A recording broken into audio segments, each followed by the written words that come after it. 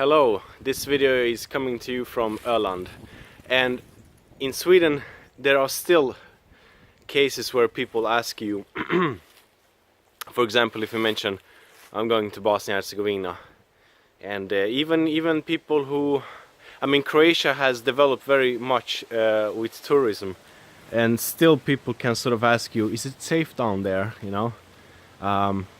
And sadly, these days, you answer yes, it's even safer than Sweden. Now, for example, Sweden is, just like Bosnia, a politically corrupt country. The difference is,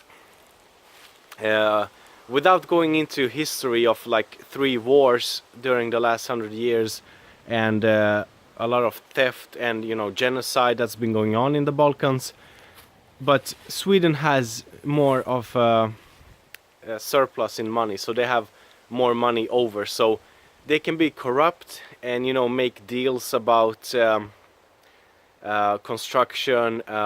You know, they can take tax money for various projects.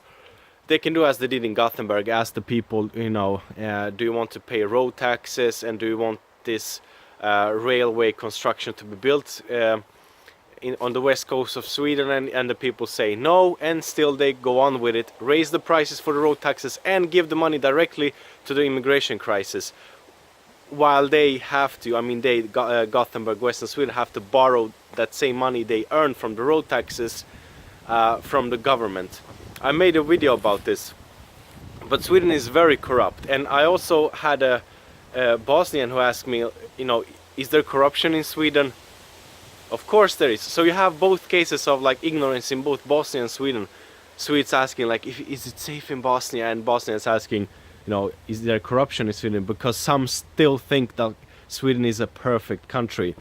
Now, Sweden has been almost a perfect country for a long time, even though the social democratic project over the last 50 years has proven, you know, you see the results. But anyway, the difference is between safety. In Bosnia you have the sort of tragic, unfortunate crime that is present everywhere around the world. You have madmen, like recently, who runs over 2 girls and escapes. He got caught. You have you know, theft. You have all those sort of things like criminals, maybe a gang-related murder.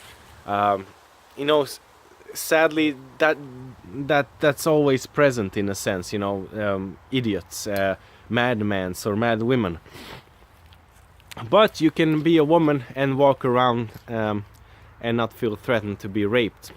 And in Sweden it's the opposite. So Sweden has that sort of typical criminality, you know, crazy Swedes shooting people, murdering someone, you know, insane stuff. But as you know, as you have read, there's lots of rape, murder going on. For example, every day there's a shooting in the 3 major cities, Gothenburg, Stockholm and Malmö. We have 55 or 58. Too many no-go zones where you can't go in there. Women will be sort of not attacked, but yeah, almost attacked if they don't wear a Muslim hijab. You have situations where the police can't go in, ambulances can't go in. People actually have died because the ambulance was stopped. You had a case in Gothenburg where a Somali boy was killed by a hand grenade. You have shootings all the time. And I remember back in the days in Sweden when something horrible happened, the whole nation came together and went out on a manifestation. You know, people did lit candle lights and stuff. Like recently in Bosnia there was a sad thing. 2 girls were killed by a man in a car, and, you know, people went out and, you know, did a manifestation. And in Sweden that used to happen, but it doesn't happen now because, you know, when it de facto becomes a civil unrest, enclaved sort of civil war, people don't have time for it. People don't feel any sympathy, and it's so common. So you have like old Swedish people being attacked in their homes. You have as these migration camps, and you know, migrants are mostly men between the ages of like 17 and 35, so there are a few kids with moms and, you know, grandpas. If you compare the footage of Bosnian refugees, I remember we came to Sweden and we had like ugly clothes, you know, there were like all children, women. You didn't see that many men, young men, because they were fighting, sadly. But anyway, so if you don't know that, don't believe that, look it up. It's mostly men, and they cause trouble. They do gang violence amongst each other. Then they begin school here, and then they continue with that. They never sort of get into this Western value system, and I've done some recent videos about that. And even second and third generation of these have mostly failed. And you see the pattern here, like non-European migrants are a big problem. Of course, there's a difference between Southeastern Asians, you know, Thai people, Chinese. They don't cause any trouble. You know, maybe you don't want to have your country exchanged ethnically by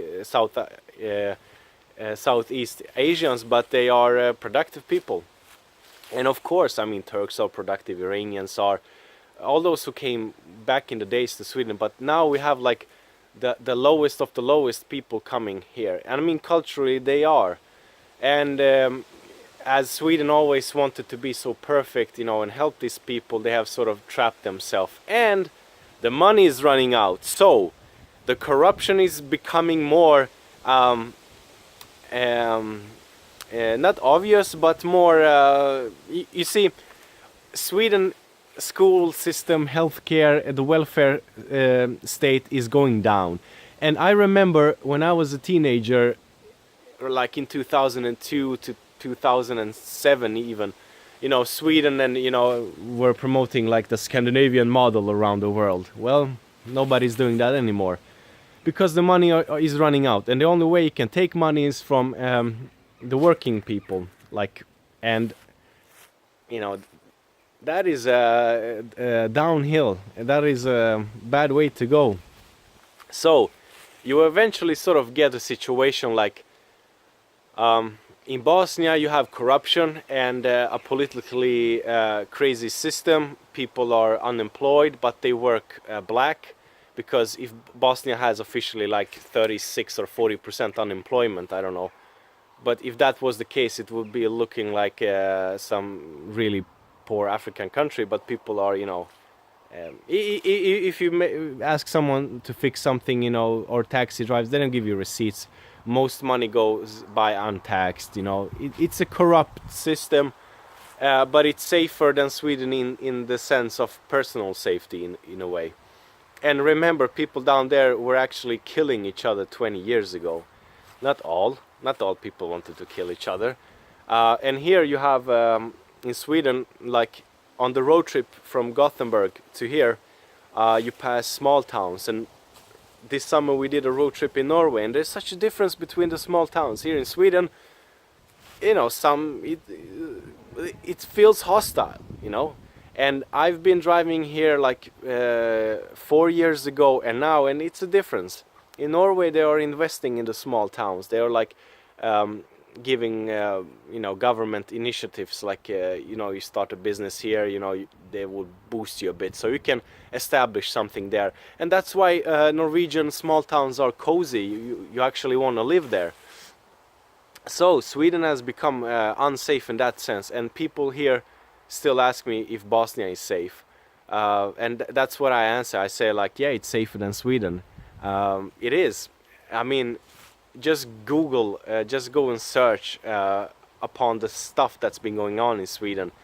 Like last year you had the IKEA murder, you had the school massacre, you had this endless like rape situations, these theft situations, this fighting, this wasting of resources. And now Sweden has come to a point where they have realized, even those PC politicians have realized, that it's gone too far, we have failed, and now we need money to fix this. And there is soon not money to be taken anywhere, and Sweden is putting itself in a lot of debt, debt. Sorry, it's a B, not a P. HT. Never mind. So it's very awkward for me, especially because to see like that change, you know, just in 20 years, you sort of you're a refugee, you come here, and then you see this country sort of going downhill. So sometimes in regards, I think of like Yugoslavia in the 80s and Sweden in 2010. Like, it's going downhill in a way. People see something bad's going to happen. It's already happening. I mean, look,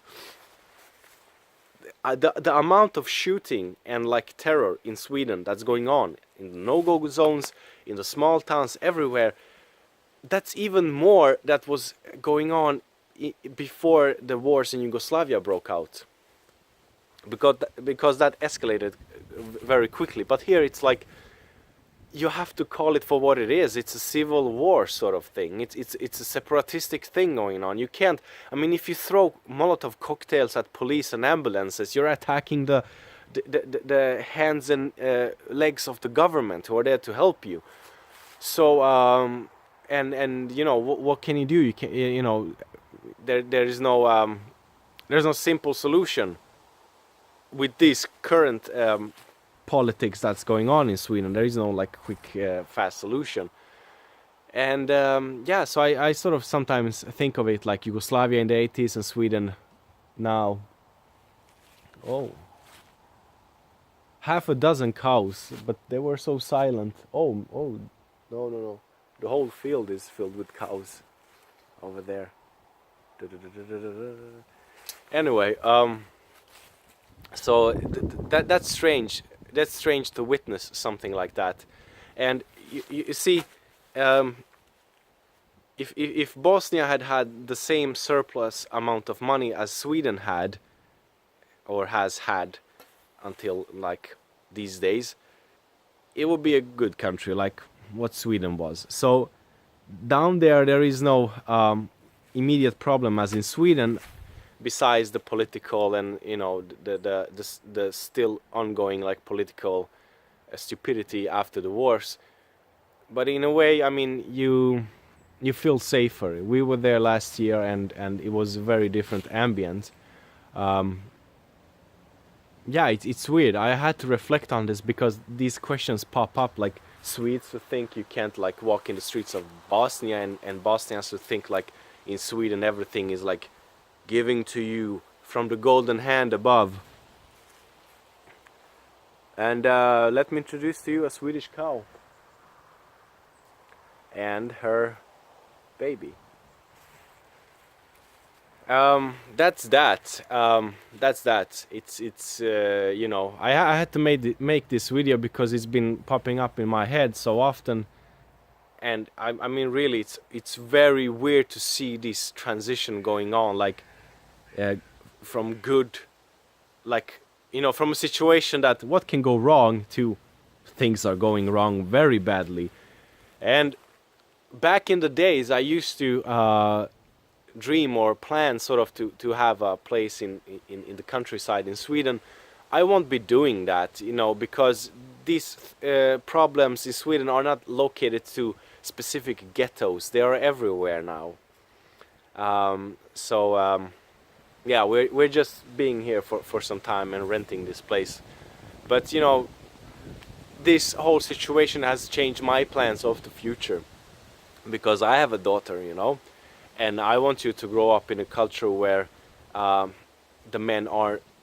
native men are not weak, and where there are no barbarians, you know, wild people running around, where the school system is not, you know, shooting itself in the head. And so yeah, you mean yeah, we have plans for the future, but that's that for now. From me and these cows here, all the best and take care.